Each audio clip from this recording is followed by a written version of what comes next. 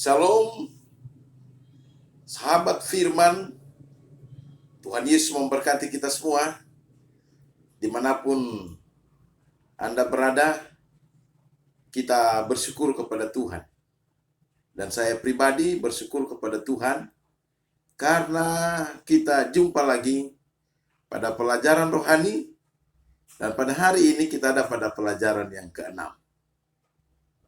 Sahabat firman yang Tuhan Yesus kasihi, sebelum kita membacakan firman Tuhan, sebelum kita mempelajari firman Tuhan, mari sejenak kita mohon tuntunan Roh Kudus mengendalikan kehidupan kita, menuntun kita untuk mengerti firman ini. Di dalam doa, kita berdoa. Maha besar Bapa kami di surga, saat ini sedia kami akan membacakan firman Tuhan. Sedia kami akan mempelajari firman Tuhan. Kebutuhan kami terbesar adalah kehadiran Roh Kudus menguasai hati pikiran kami, menuntun kami untuk mengerti maksud Tuhan di dalam firman yang kami pelajari pada hari ini. Kami menyerahkan firman ke dalam tangan-Mu, jadilah kehendak-Mu. Kami sudah berdoa hanya di dalam nama Yesus Juru Selamat kami. Amin. Sahabat firman yang Tuhan Yesus kasihi, judul pelajaran kita adalah lebih banyak lagi pelajaran dari Guru Agung. Ayat inti terdapat dalam Markus pasal 10 ayat yang ke-52. Firman Tuhan. Lalu kata Yesus kepadanya, "Pergilah, imanmu telah menyelamatkan engkau." Pada saat itu juga melihatlah ia, lalu ia mengikuti Yesus dalam perjalanannya. Sahabat firman yang Tuhan Yesus kasihi, buta, miskin, sendiri, hidup dari belas kasihan orang. Begitulah gambaran tentang Bartimeus. Dan di dalam semua Injil sinoptik, hanya Markus yang menyebutkan namanya.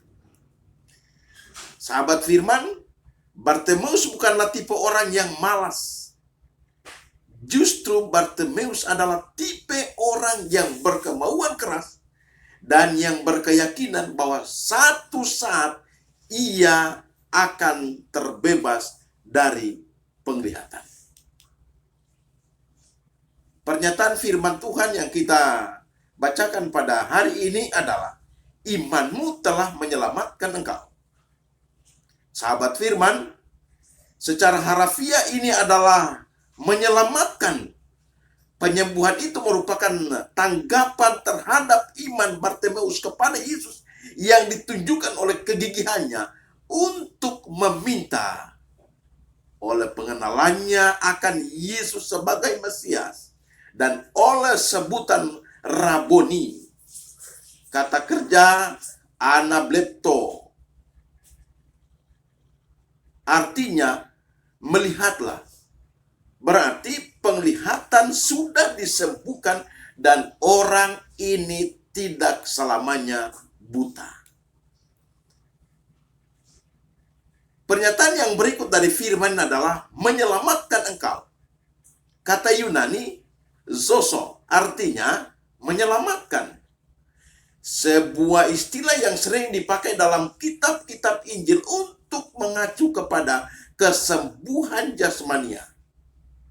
Dan kalimat ini dapat diparafrase sebagai berikut, imanmu telah menyembuhkan engkau.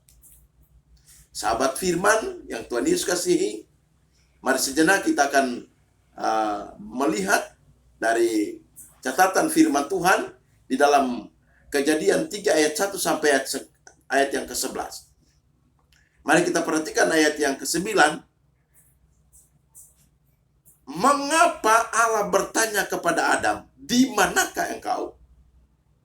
Sahabat firman, ini menerangkan bahwa Allah bukan mencari informasi, namun menanyakan satu pertanyaan, sehingga mereka bisa menyadari apa yang mereka perbuat, dan Allah sedang menolong mereka untuk melihat akibat yang menyedihkan dari perbuatan mereka. Di dalam Roma pasal 5 ayat 11 sampai ayat yang ke-19, firman Tuhan, Paulus berulang kali secara langsung menghubungkan apa yang Adam lakukan di Taman Eden dengan apa yang Yesus buat di salib.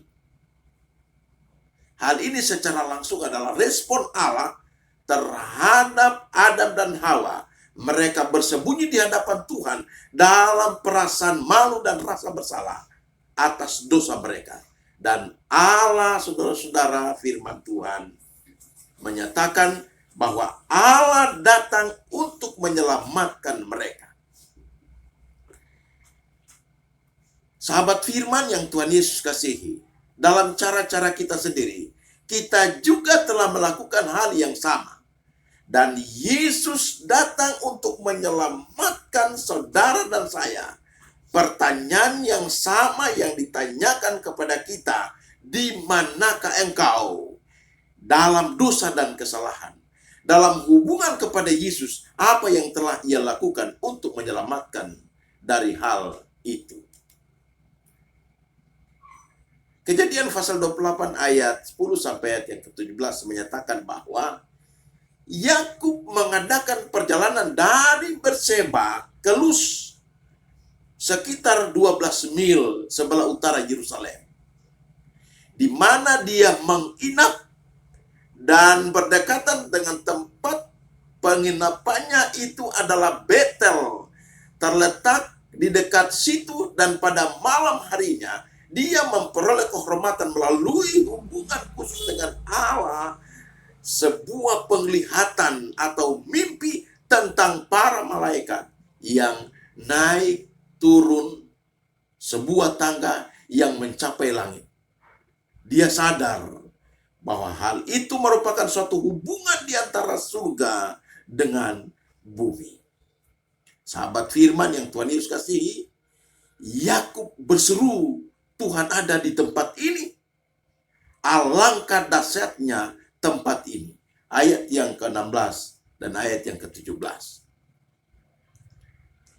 Ini adalah sebuah metafora untuk tempat di mana Tuhan dan manusia bertemu di sini, ya, bertemu di sini.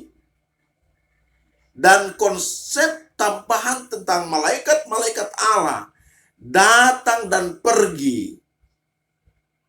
Ini menunjukkan keterlibatan Allah yang aktif dalam urusan sehari-hari manusia. Dan Yesus adalah guru agung, karakter Allah yang sejati bersinar melalui pengajarannya, melalui hidupnya, penuh dengan belas kasihan, kasih karunia. Dia tidak pernah meminimalkan gagasan atau konsekuensi dosa. Sahabat firman yang Tuhan Yesus kasihi, ketika berbicara tentang menerapkan apa yang kita pelajari tentang Alkitab ke dalam hidup kita, akan sangat membantu untuk bertanya, bagaimana saya menerapkan sesuatu dalam hidup saya? Bagaimana saya menerapkan ajaran Yesus dalam hidup saya? Ini mungkin ya tidak jauh berbeda dari bagaimana dan mengapa kita menerima hal lain dalam hidup kita. Dan sahabat firman yang Tuhan Yesus kasihi, di seluruh Alkitab Allah mengilhami harapan bahwa suatu hari hal-hal akan dipulihkan ke kesempurnaan aslinya. Dan Yesus Putra Immanuel akan menuntun manusia untuk melangkah, untuk kembali ke hadirat Tuhan, kembali ke Eden, untuk hidup bersama dengan Tuhan selamanya di dalam kerajaan surga. Di dalam Wahyu pasal 21 ayat 3. Sahabat firman yang Tuhan Yesus kasihi, kita bersyukur atas firman yang kita pelajari pada hari ini. Dan saya yakin, saya percaya bahwa firman ini tidak akan lalu dari pendengaran saudara dan saya, tetapi akan termaterai dalam hati sanubari kita dan akan menghidupkan bukan akan menjadi pedoman dalam kehidupan kerohanian kita. Dan marilah saudara-saudara, sahabat firman di mana saja, kita bermohon kepada Yesus, bermohon kepada Roh Kudus untuk mengartikan firman yang kita pelajari pada hari ini. Tuhan Yesus memberkati kita. Kita berdoa. Bapa kami di surga, kami bersyukur memuji nama-Mu. Kami benar merasakan kuasa Roh Kudus hadir di hati kami. Kami merasakan kuasa Roh Kudus mengendalikan kehidupan kami. Kami sudah membacakan firman Tuhan. Kami sudah mempelajari firman Tuhan. Dan kami yakin bahwa Roh Kudus akan menuntun kami untuk mengerti, untuk mempraktekkan akan firman yang kami pelajari pada hari ini. Dan kami mempersiapkan diri kami, diri orang lain, untuk menyambut kedatangan Yesus yang kedua kali. Harapan kami, ketika Tuhan datang, kami akan diselamatkan, masuk dalam kerajaan yang Bapa sediakan bagi kami. Kami menyerahkan seluruh kehidupan kami hari ini, bahkan umur hidup ke dalam tangan Tuhan, sehingga kami boleh menjadi berkat di mana saja kami berada.